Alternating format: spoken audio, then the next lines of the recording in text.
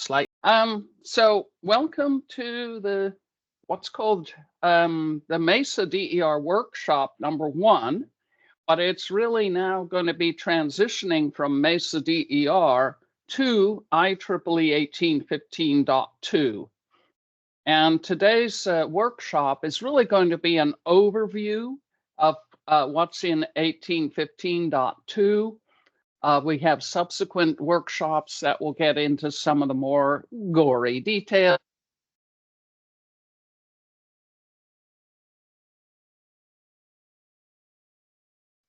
Just basically an overview. So first, I'm going to introduce you to MESA DER, DNP3, and sort of the process by which we started the development of 1815.2 as an IEEE standard. I'll get into DER architectures and interoperability concepts, as well as 1547. Then I'm going to just do an overview of the 1815 capabilities, and then a little bit on the testing. As I said, the latter two will be topics of some of the other workshops that we'll get into. So this is the introduction. And I think we'll start by showing how critical this has become. And by this, I mean management of the grid where we have PV and storage. In particular, the larger sites with PV and storage. This is an example of California in the spring of 2024. I looked at it today and it's quite similar to this. What you see here is the light green is the actual demand that you can see from California. The purple is the net demand, where, as you can see in the what's called the belly of the duck, because this is the duck curve, in the belly of the duck, it goes way down, and so that the net demand here is actually less than zero. So we're actually producing more power from renewable sources, but particularly solar, than we actually need. This is great, absolutely great news, but there are some issues with it. We've sold some of that power to other grids, but some of it was basically wasted. And the spot price for energy was actually a negative $60 per megawatt hour. Well, you know, that means there's something still unbalanced in a somewhat good way in one sense, but in a negative way in another sense. So it's clear that PV plus batteries are saving the day. Here's another example or another drawing of the same sort of thing in April, where PV is providing over 70% of the power during the day. So you see this very large yellow area. And batteries are charged when the sun shines. That's good. We're using some of the negative spot price for charging batteries. And then batteries are discharged when the sun sets. In particular, you can see how batteries are used to minimize the 3-hour ramp shown in the dark orange. And here you can see the actual ramp. It's a really steep ramp up from the middle of the day to the evening peak, which is when people go home and turn on the lights, watch TV, charge their vehicles, etc. So this has become quite a steep rise. And in the past, we needed a lot of gas. Now we're using batteries much, much more. So I just wanted to show that life is changing, not the grid is changing, not everywhere. California is still pretty unique.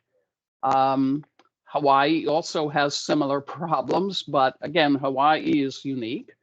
But I do believe this is going to happen more and more across all of the states and Canada, where we really need to utilize the power of the larger PV plus storage systems to really help manage the grid.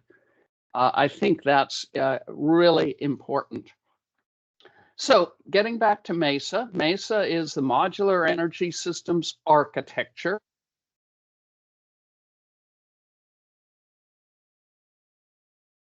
And MESA's mission is really to accelerate the interconnection of DERs, which are systems connected to the distribution system, and also inverter-based resources, even if they're connected to the transmission system. There's really no difference from the perspective of MESA's interconnection mission on whether a site is connected to the distribution system or the transmission system. So this is really an important development. In addition, MESA first developed the MESA DER specs from what was called the DNP3 application note, get into that a little bit, back in 2018. So we've had now quite a lot of experience. It's been about 6 years of experience using MESA in different implementations by different companies.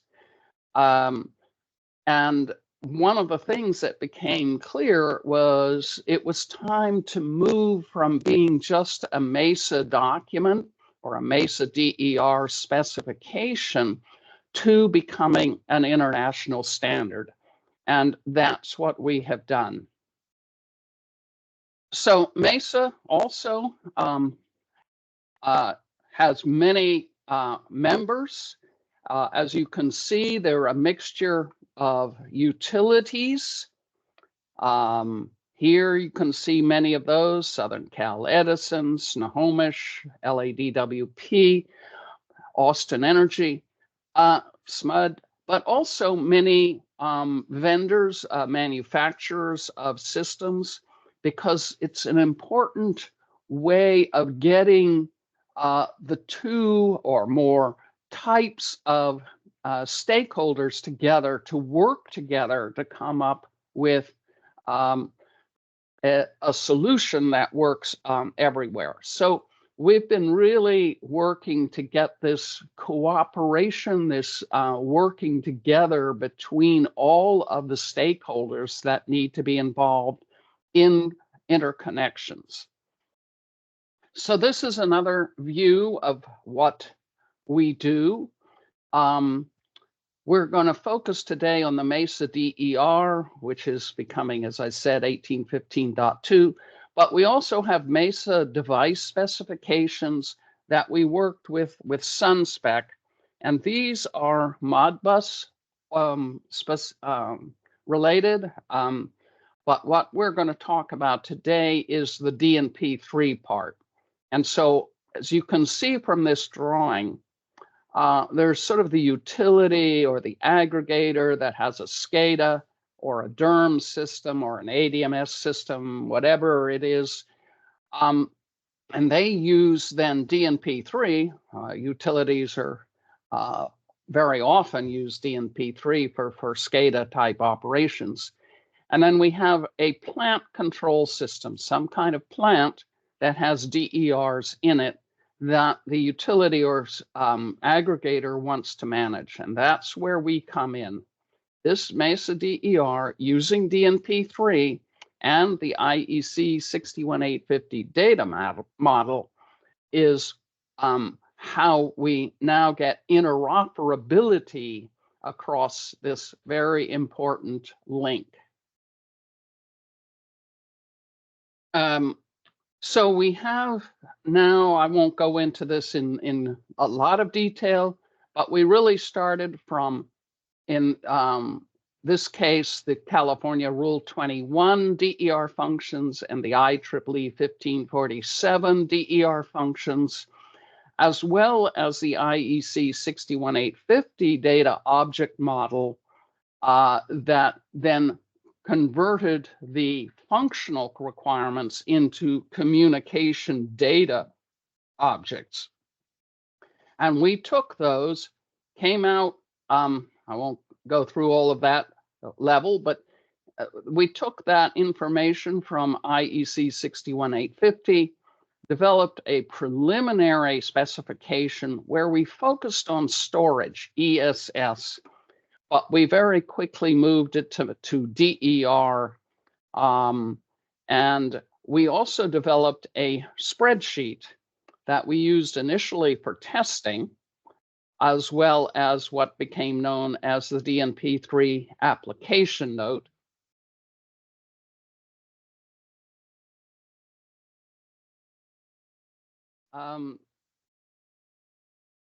And those all are now going into the IEEE standard 1815.2.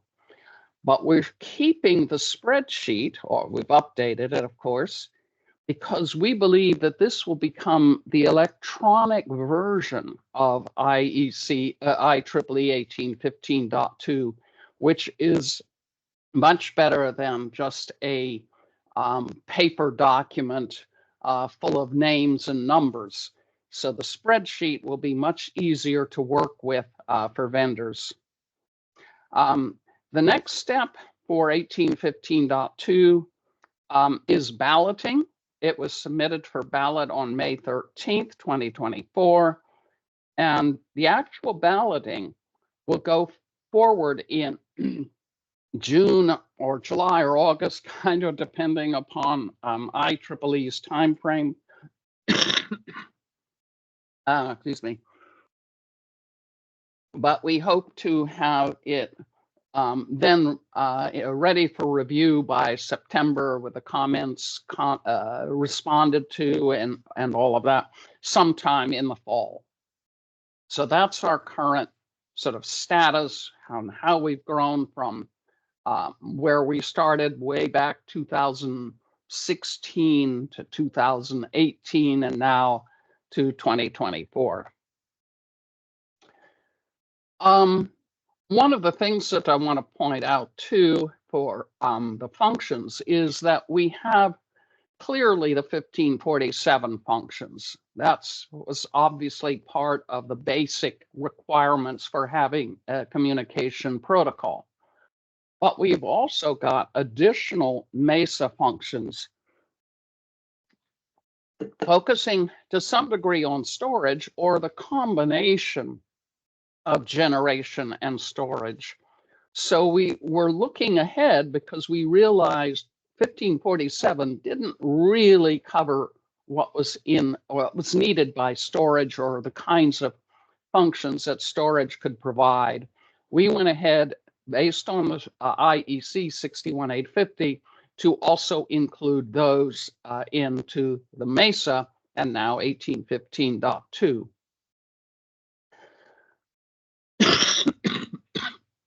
Sorry, I'm getting over a cold.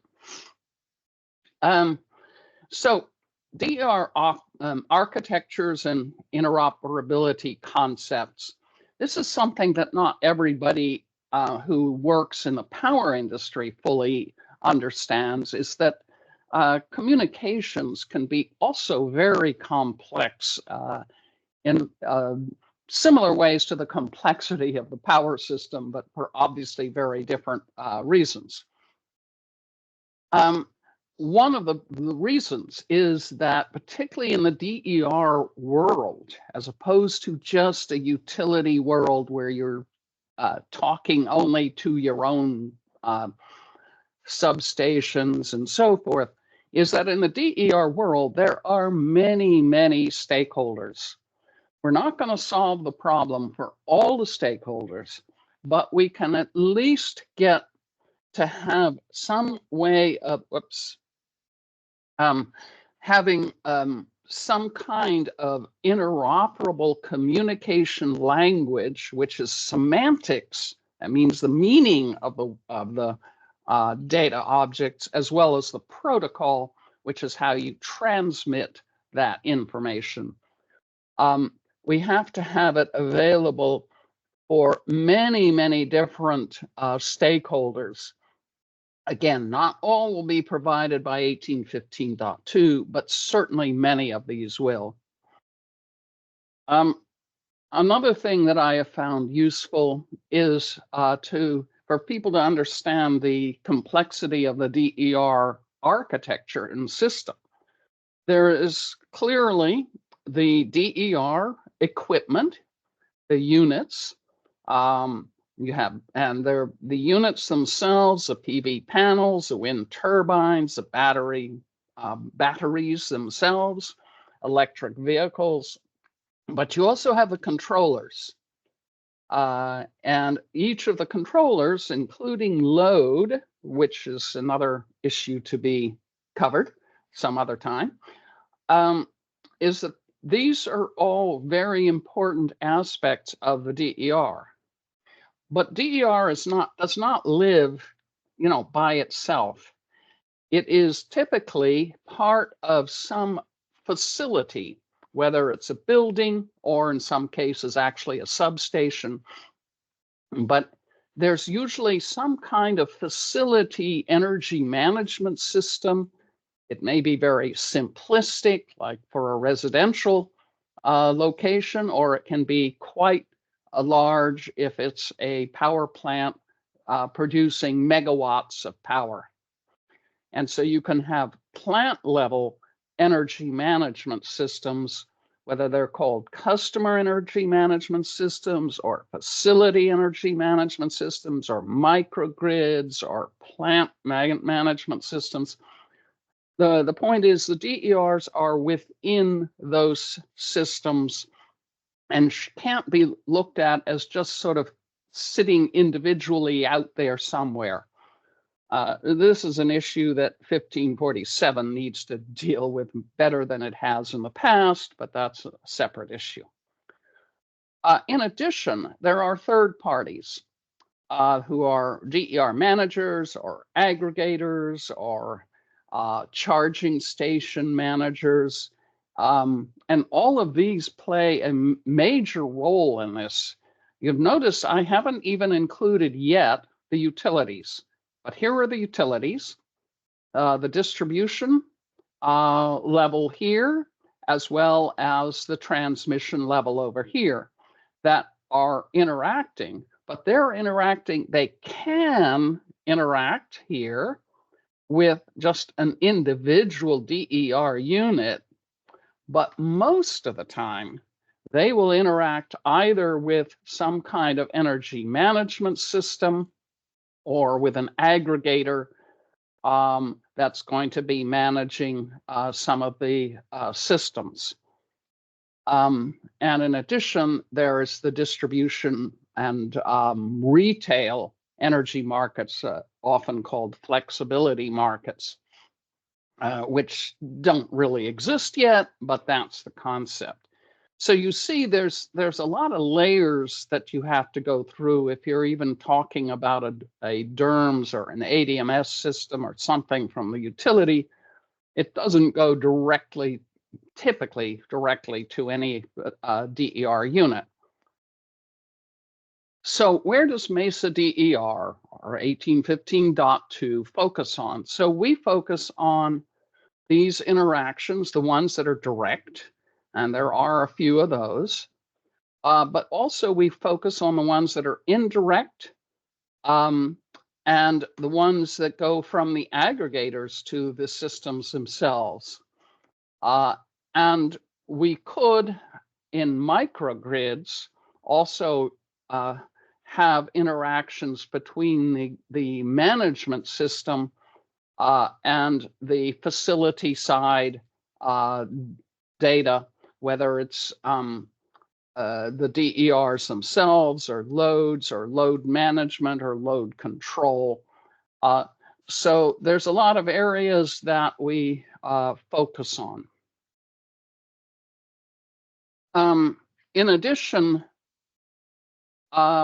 we know that we're focusing, as I said, mostly on the communications from a utility or aggregator to the controller or interacting with a controller of a DER or IBR, inverter-based resource.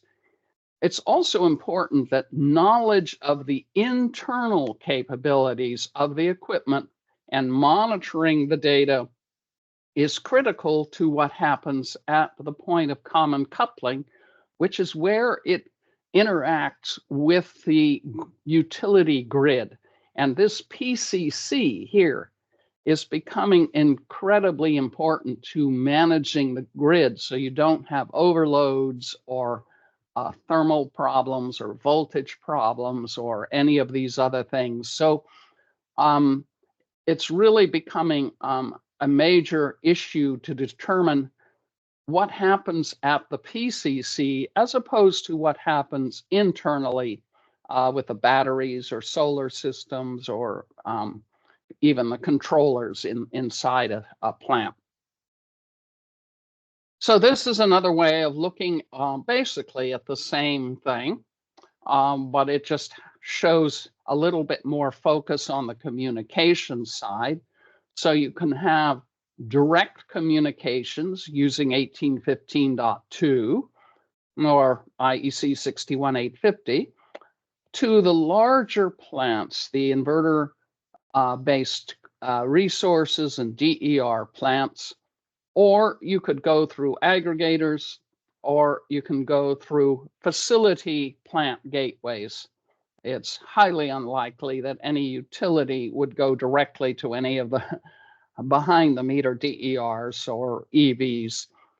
So it's again important to recognize that there are things in between the utility and the DERs themselves, which makes it more complex on how to handle all of this.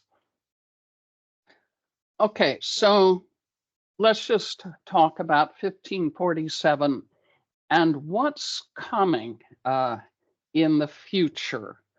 Not that we can see everything by any means, but we recognize that 1547, first of all, has some basic requirements.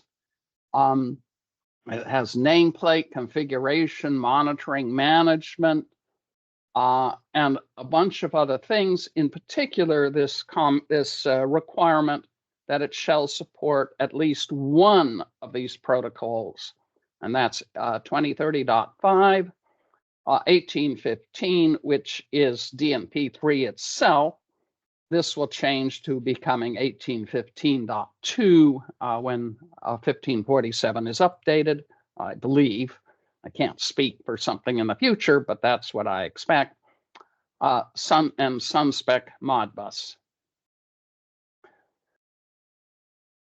And what's important here is to see that communications are more complex than just saying, okay, we'll use this protocol.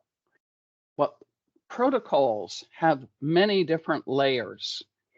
And again, I'm not going to go into this, but it's important to recognize that you cannot just say, well, it's going to use TCP/IP or even Goose or Ethernet or something. That's not good enough. That's just down here at the bottom. You also need to tell it what you're going to have at a higher level, at the syntactic level, sort of the verbs, the ways of transporting information. And that's where 1815, just plain 1815 with DNP3 comes in. But we have added, again, this additional semantic model. That's the meanings of the data. We have added that using the 61850 7420. And that in total then becomes this IEEE 1815.2. So getting a little bit into functions, this is voltage reactive power, the volt bar function that you see in 1547. As you can see, it's really a graph of points, and you can treat it as simply a bunch of different points that define what the values should be at any particular time.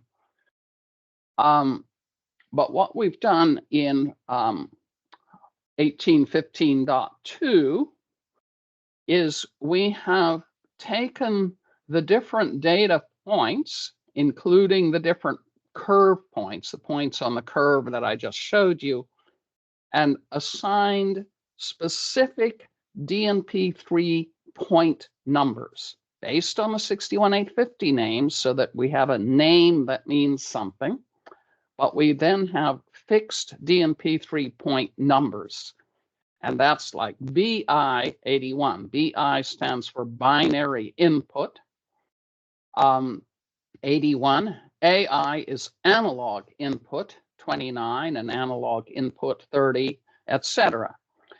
And as you can see, this is quite similar to all of the others, 61850, of course, because we use the same names in 1815.2, but it's also similar,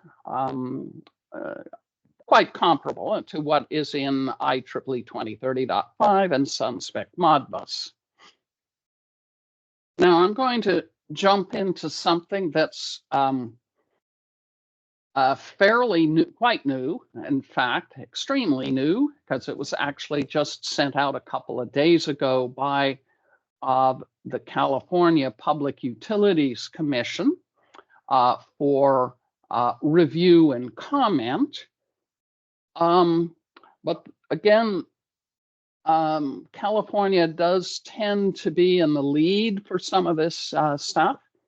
And there's a working group called the Smart Inverter Operationalization Working Group, the SIOWG, if you don't want to say the word operationalization, that focused on, okay, how do we actually use the functions that are in IEEE 1547 and Rule 21? What are the actual requirements on how to use them?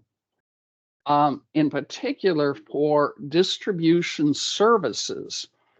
These are services that are for the DSO, in this case stands for Distribution System Operator, but you could just say utility services, where they focus on safety and reliability and support for supporting the distribution grid. But they're also community services. They're ratepayer services. How do you lower the rate, the expense of power to ratepayers? There's services in case of California to CalISO, which is the balancing market. How do you provide services to DER aggregators or owners so that they can utilize the systems that they own better? And societal services, like progressing towards carbon neutrality. These are all very important aspects.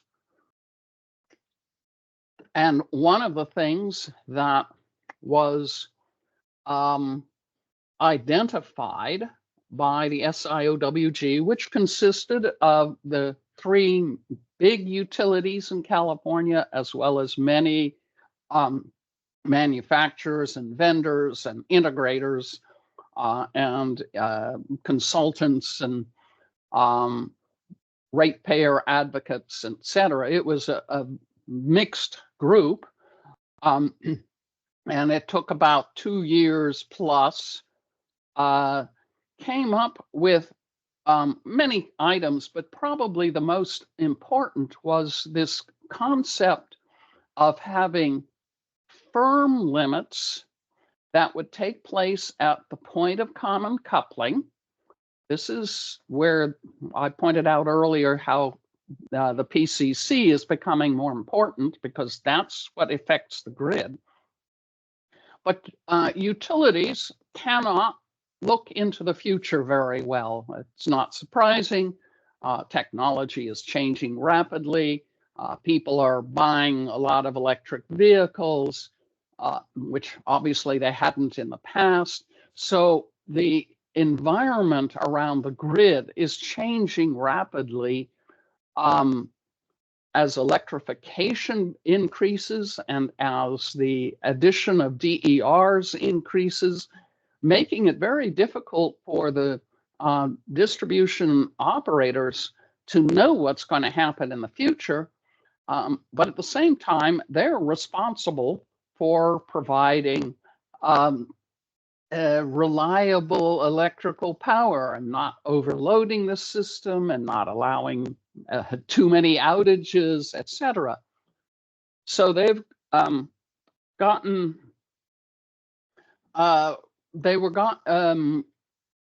they have agreed that they need to be able to limit the export of power at certain times, and even to limit the import of power. We're talking now of charging stations for EVs and other large implementations.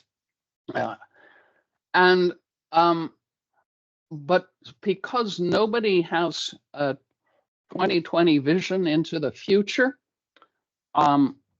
contractually, the utilities could have some kind of firm export limit or import limit for specific months or days of the week or hour, but that they should also include non-firm aspects that could say, we have you on record for being able to export more or import more if we authorize you to do so. And this can be based on power flow assessments a day ahead, a week ahead, to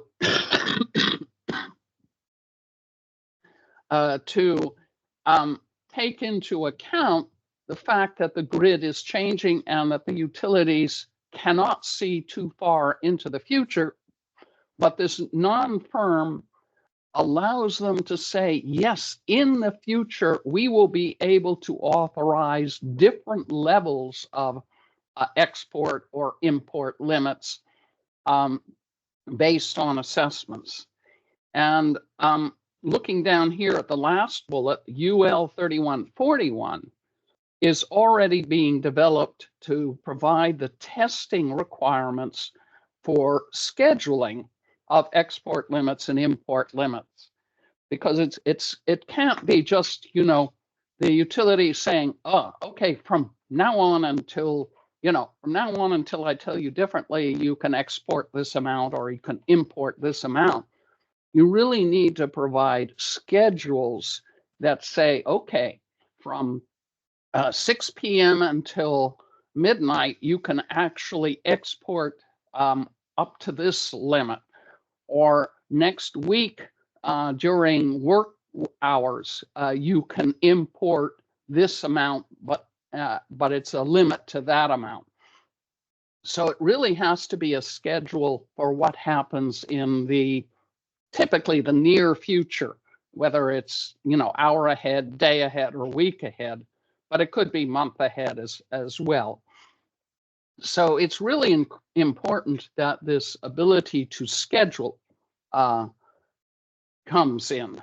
And this brings me back, I'll get into this a little bit here. This just shows some diagrams.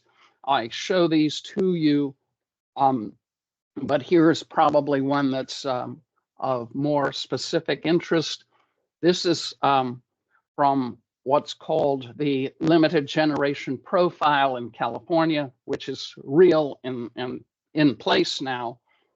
where you have the firm capacity, which is this red line that the utilities have determined ahead of time when they establish an interconnection agreement. But the reality is this blue line where you can see that there's a wide range of capabilities beyond the red. And so what you need to do then is allow this purple additions when they can look ahead and say, oh, yes, you actually, although your limit is way down here in March, the reality is looking a month ahead or a day ahead or a week ahead or an hour ahead, you can actually export. In this case, this is the export one. You can actually export a lot more. So that's what this non-firm capacity is, which would be much more granular and much more closer to real-time, near real-time capability. So what this is showing also is how important it is to be flexible. Flexibility is really the name of the game. How to manage all of this within real time or close to real time capabilities and with scheduling capabilities. So the other new things that are going on is we know that 1547 is being revised, and there may be an addition of storage. I don't know whether it'll be charging or not. Storage is sort of in there, but not really in there now. But definitely we're talking about electric vehicles, particularly V2G, when it's discharging into the grid, but also maybe charging. And there may be some of these other requirements. So getting back now to 1815.2, what does it really look like? This is a complex picture. It actually comes from the spreadsheet. But let's just starting over here on the left, we have the SCADA requirements. These are the traditional requirements, certainly the all of the ones that are in 1547, where you have nameplate information, operational information, all of the DER functions that are in 1547. You have the curves for functions. I'll get into that a little bit, actually more so in other workshops later on. And then we've also thrown in some extensions beyond DNP3 and application note of 2018, as we've already found some additions that needed to take place. But this is pretty standard stuff and is quite very much the same as what was in the application note 2018. We didn't want to change it much. In fact, there's really no changes in this part from the application note because there are already so many implementations of it. We've also added a gap where we could add stuff in the future. What is probably really quite new is the scheduling. We'll have another workshop where I'll get into the scheduling in a lot more detail. But let me just say, first of all, there's sort of a backward compatibility to the existing scheduling model in the application note 2018. But we realized, somewhat based on the same issues that are requiring this limiting and non-firm and firm limiting and updating of the schedule of limits, to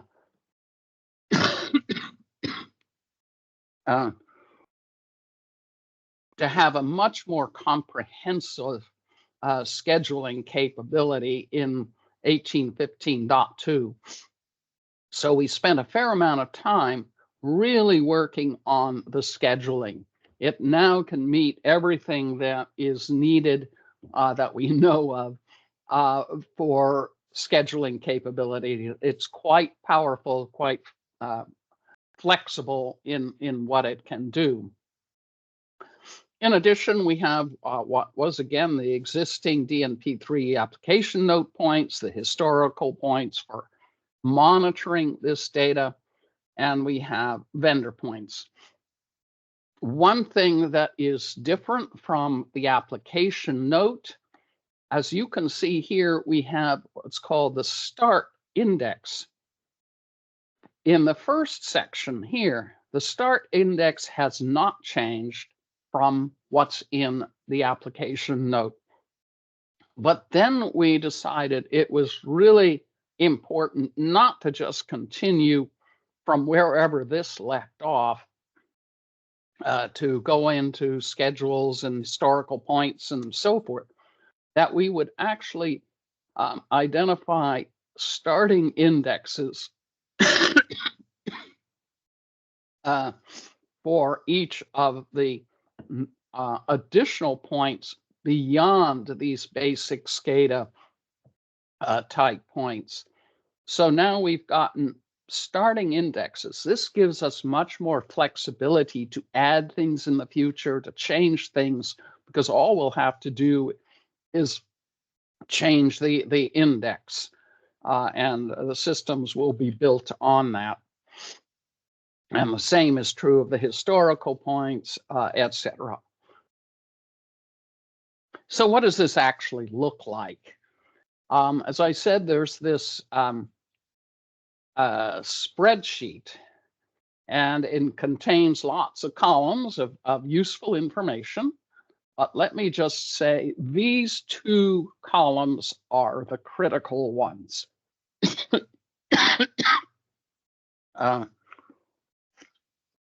We have the actual DNP3 point index. It starts at, in this case, it's got an AI. I don't know if you can see the details, but it's an AI analog input 0, analog input 1, analog input 2, all the way. It's just points, point index going all the way up to, the top, whatever that might be.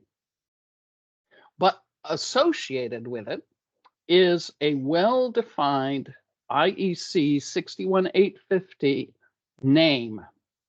So it's a data name. It's not the structure of 61850, which has quite a different structure than DNP3.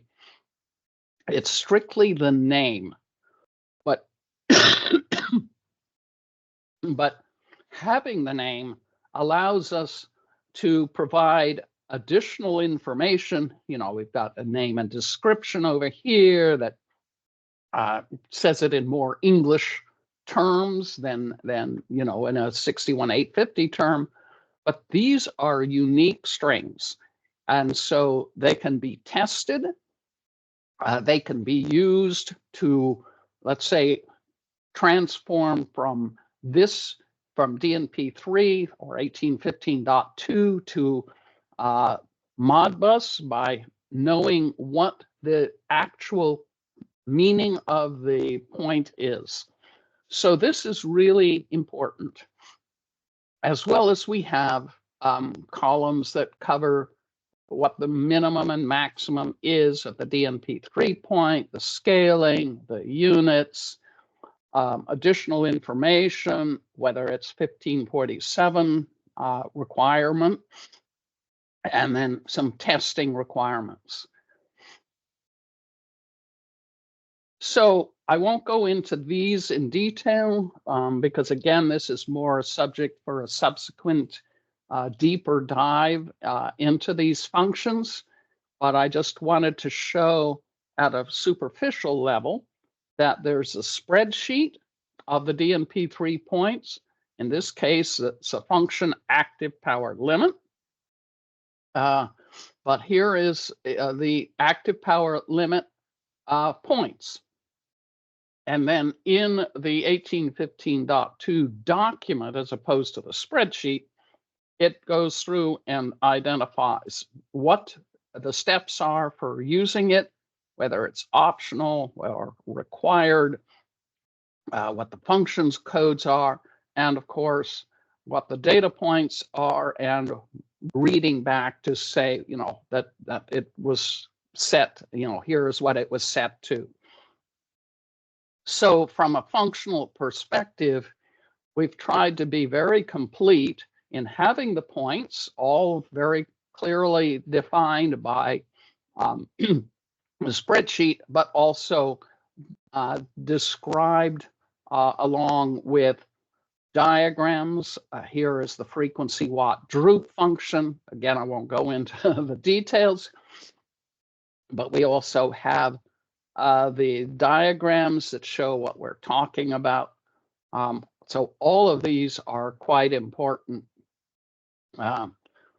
Again, I'm showing here scheduling as an example of what we're doing. This will be definitely the subject of another workshop, but I wanted to show, we have a state machine of how the different states of the schedule is and how it's used, etc. And just one more example here, the peak power limiting, load following, generation following. Again, we've got the drawings. Sorry, my voice is, hopefully it'll last. And the description of which points and what you're supposed to do. So we try to be quite complete in how we describe all of these functions and how to use 1815.2 for them. And a new function, synthetic inertia. Okay, again, very briefly, I'm going to get into the testing. Again, this is going to be the subject of another one of the workshops. But first of all, MESA, who is a fairly small trade organization, alliance, we have partnered with UL Solutions, for them to help us with the testing and certification, because we recognize how important the testing and certification is, but we don't have the ability in our small organization to manage it. And of course, when it becomes an IEEE standard, it will have a lot more visibility than we will be able to support. So we partnered with UL Solutions to help with the testing and certification. So how does that look? Okay, first of all, there is the need to have a MESA DER, become 1815.2, profile semantics testing. If you go back and think back to the spreadsheet, you saw the DNP3 point and the 61850 unique string. Well, the first step in any of this is to have an implementation tested to make sure that the DNP3 points match up with the 61850 names. So we have that as sort of a starting point.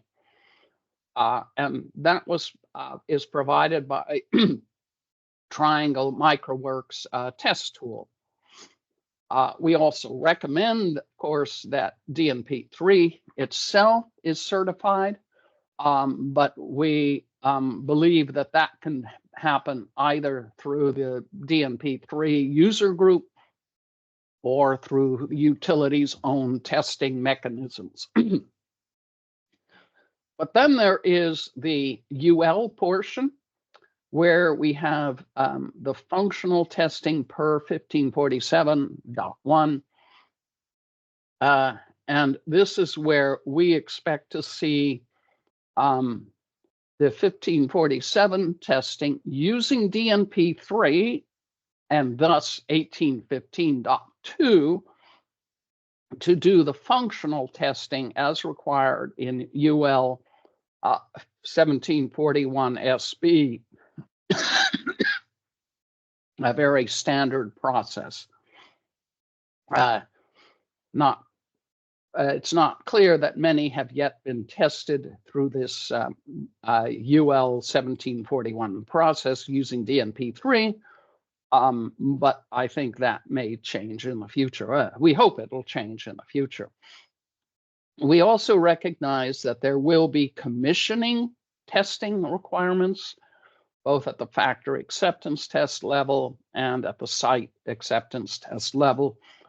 And we know that there will have to be additional requirements for testing at those times.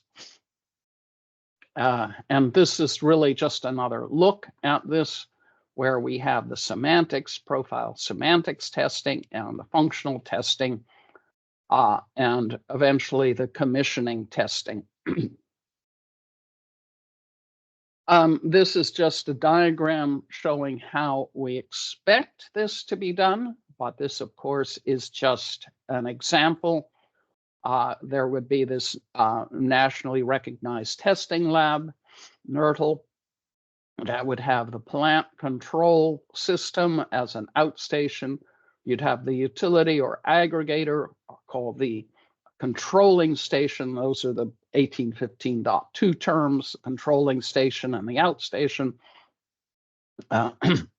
And you would have then testing for this, including probably eventually the UL 3141, because this is the limit for the PCS and scheduling. So we do expect that to take place. Internally to the plant, we still expect Modbus to be the favorite mechanism, favorite protocol, and we will hopefully expect to see MESA device or the SunSpec Modbus. At the moment, that's kind of a Wild West area as well, where everybody is using their own version of Modbus, the way that all the utilities used to use, or still do, use their own versions of DNP3. But once we get this going, utilities will use the 1815.2 for talking to plant control systems. That is the hope. That is the expectation, not just the hope. Okay, so getting close to the end, and I apologize for my coughing. If you want to join MESA, we will be strongly involved in the responding to comments during the balloting of 1815.2. We also provide support if you need extra help. We also allow, of course, interactions between members if they have issues. We're also working to refine or improve the testing requirements. So there's a lot of work going on right now in this, and these are the MESA membership fees for that. So with about 3 minutes to spare, are there any questions? And I can answer them now, or if you want to ask them now or email me or us, we can answer them later. So any questions? Sure. Yeah, this is David Ojala with FlexGen. I'm curious, on one of the early slides you showed how it interacts with the utility or ISO. What is the level of buy-in? I mean, is California ISO or any of the utilities, planning on using this? Well, as of now, we have first of all, SMUD is directly using it. So the Sacramento Municipal Utility District is directly requiring the use of 1815.2 or MESA DER right now, since it's not quite a standard yet. Then there are a large amount of interest in it by the larger utilities. It's one of the problems, of course, is that utilities don't like to change how they use DNP3, but hopefully, again, that will change. As for Cal ISO, we have talked to them, and they have their own set of requirements for DNP3. But I think with some ongoing conversations, they would be willing to at least try to be compatible with 1815.2. But as I'm sure you're aware, this is a process, not something you do overnight. But with 1815.2 becoming a standard and utilities specifying it, there's a great deal more pressure to adopt the standard as opposed to doing your own thing. So a slightly long-winded answer, but yes, first of all, there are other utilities, Austin Energy and others, but SMUD in particular in California is using 1815.2. Thank you. Any other questions? I know we've run out of time, and I don't want to keep you beyond the time. So if you have more questions, feel free to email us in general. I think that we would be more than delighted to help you with any questions. And keep tuned for our next workshops where we will get into some of the more gory details. So thank you all for listening. And I hope to see you also at other workshops and to answer any questions that you might have.